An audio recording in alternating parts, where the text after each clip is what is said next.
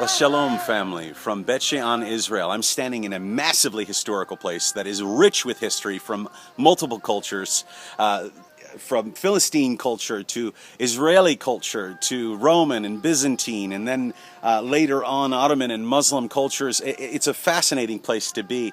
It's rich with history, but the history that I'm thinking of today, it comes from the book of 1 Samuel.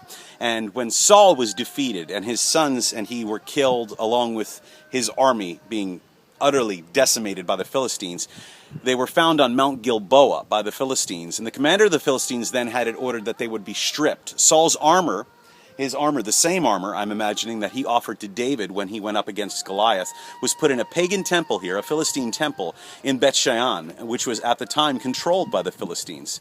They then took the bodies of Saul and his sons, beheaded them, and hung their heads and their bodies naked from the walls of Beit for the city as a warning to the Israelites of what they could do to their enemies. Well, when the men of Gilead heard about this, they mourned, they grieved, and they came, sought the bodies out, took them down, cremated them, and gave their bones a proper burial underneath a tree, which is a beautiful story about reconciling with your enemies. David was grieved over not just his dear friend Jonathan, but over Saul. And what it says to me is that this city, which was controlled by the enemy of Israel, and hence the enemy of God, the Philistines, even that could be redeemed, because a generation later Solomon took reign here. They drove the Philistines back to the coast, to Ashkelon, Ashdod, Gaza, and the Philistines no longer had control ever again of Beit Shean.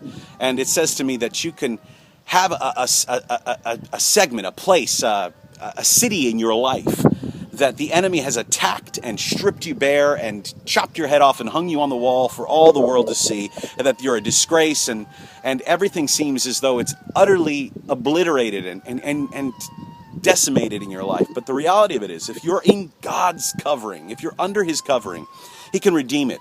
He can reclaim that city for you in your life and make it something holy. Because even generations later, after Solomon's reign, there was Roman control here, and you could think that that was ugly and pagan. Yes, it was, but God reclaimed it once again, because when the Byzantines were here, it became a Christian city where dozens of churches were, and the theater was turned into a place where they glorified God. So just take a moment and reflect on those areas of your life that you need to ask God in to come and take control. Listen, we love you. We're praying for you and those strongholds in your life that God can take a hold of right now, that they're broken and freed in Jesus' name. We love you. We send our love to you and your family right from here in Beit Shean, Israel. We say shalom from not Jerusalem, but Beit Shean.